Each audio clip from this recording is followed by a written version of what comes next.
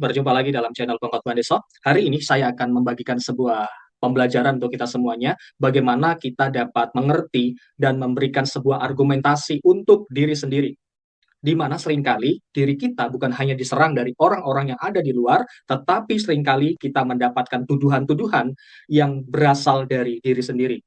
Di mana seringkali kita memiliki sebuah perasaan-perasaan yang tidak membangun, sebuah hati atau suara hati yang seringkali menuduh diri sendiri, di mana kita merasa tidak istimewa, di mana kita merasa hidup kita tidak berharga. Namun hari ini, saya akan membagikan di dalam topik ini bagaimana kita dapat menemukan sebuah jawaban bahwa sesungguhnya hidup saya dan Anda adalah orang-orang yang istimewa dan berharga di mata Tuhan. Mari kita simak bersama-sama jawabannya dalam channel Pengkhotbah Desa.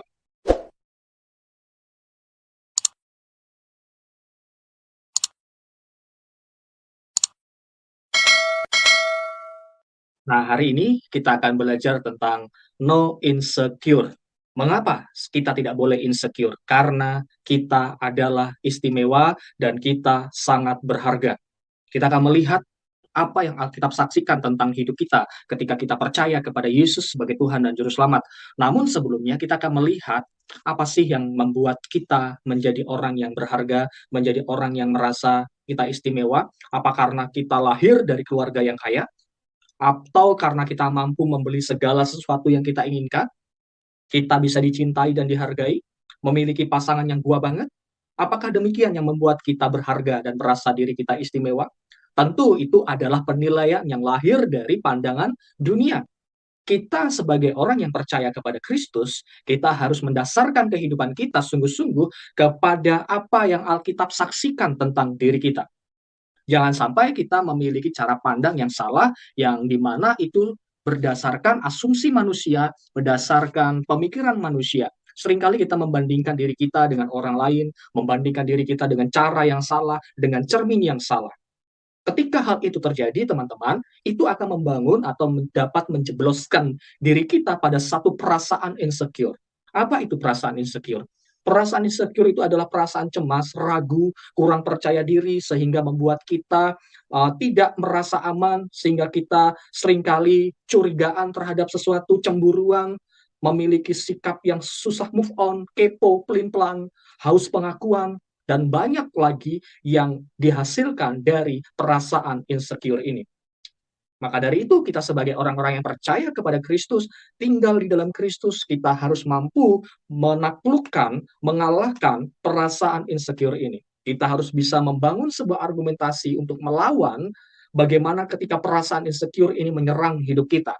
Apa yang kita harus lakukan? Apa yang harus kita miliki dalam kehidupan kita? Kita akan melihat sekarang apa yang Alkitab saksikan.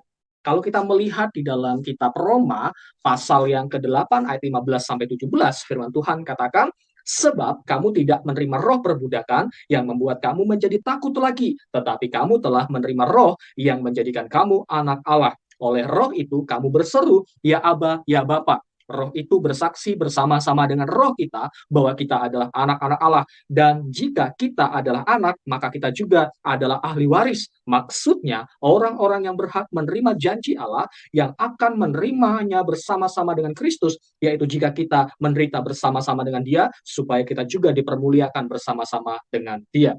Dari ayat ini, pemirsa yang dikasih dalam Tuhan, kita akan menemukan beberapa poin untuk meneguhkan hidup kita bahwa hidup kita sungguh-sungguh istimewa. Dari ayat yang kita sudah baca bersama-sama tadi, kebenaran apa saja yang menguatkan identitas kita sebagai orang yang istimewa dan berharga. Bagian yang pertama, kita memiliki Allah yang limpah dengan kasih karunia. Kita adalah orang istimewa karena kita memiliki Allah yang limpah dengan kasih karunia. Kalau kita melihat kembali kitab Roma, Rasul Paulus menegaskan bahwa setiap orang yang percaya adalah anak-anak Allah. Anak-anak Allah ini bukan hasil dari perbuatan kita, tetapi oleh karena kasih karunia Allah. Anak-anak Allah ini bukan mengartikan bahwa kita dilahirkan secara alamiah oleh Allah, melainkan tindakan atas dasar kasih karunia Allah. Di dalam 1 Yohanes 3 ayat 1 berkata, lihatlah betapa besar kasih yang dikaruniakan Bapa kepada kita, sehingga kita disebut sebagai anak-anak Allah. Jadi ayat ini dengan tegas mengatakan bahwa kita menjadi anak-anak Allah itu oleh karena kasih karunia dari Allah itu sendiri. Perhatikan kembali di dalam ayat Roma 5 ayat 8. Kitab Roma pasal 5 ayat 8 berkata, akan tetapi Allah menunjukkan kasih-Nya kepada kita oleh karena Kristus telah mati untuk kita ketika kita masih berdosa. Lihatlah, kasih Allah nyata ketika kita masih berdosa. Hal ini memberikan satu pengertian dalam hidup kita, memberikan kebenaran dalam kehidupan kita, bahwa kasih Allah itu tanpa syarat apapun.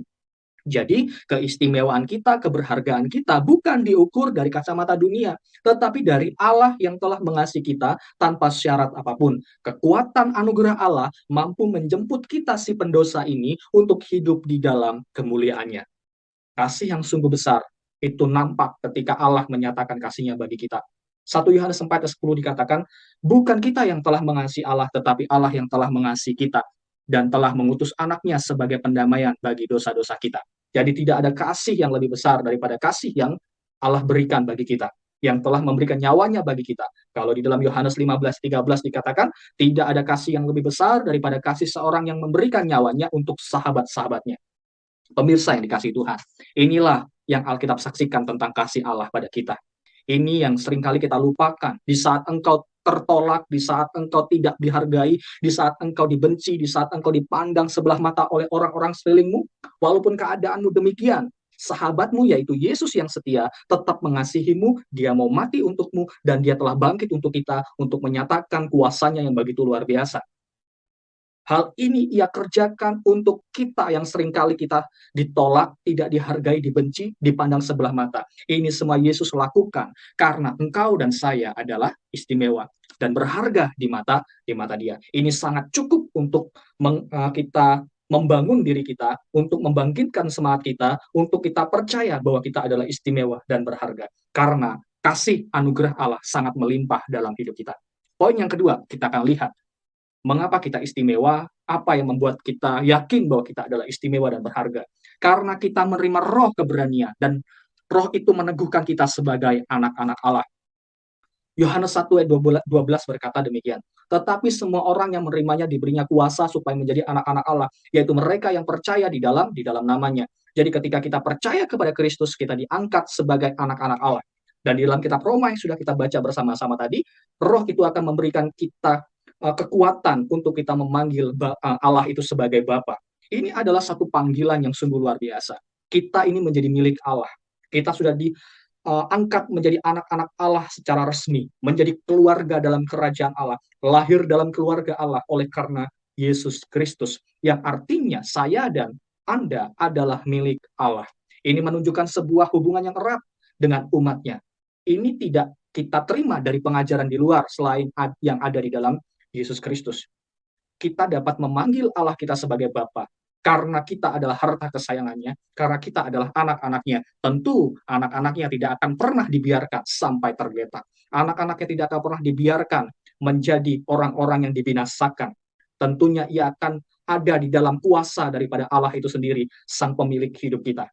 Inilah mengapa di dalam kitab Roma pasal 8 ayat 15 berkata tadi, oleh roh itu kita berseru, ya Aba, ya Bapa. Ini memberikan satu penjelasan bahwa kita telah ada di dalam Kristus, memiliki persekutuan yang intim bersama Allah. Kita bukan lagi musuh, karena di luar Kristus kita adalah musuh Allah. Karena kita adalah pendosa-pendosa. Kita adalah orang-orang yang layak untuk dimurkai oleh Allah. Tetapi ketika kita ada di dalam Kristus, kita adalah orang-orang yang diangkat menjadi anak, dan kita menjadi ahli waris. Kita bukan hanya menerima sesuatu yang dari Allah yang bersifat jasmani, tetapi kita juga menerima berkat secara rohani. Yaitu apa? Keselamatan yang pasti dalam hidup kita.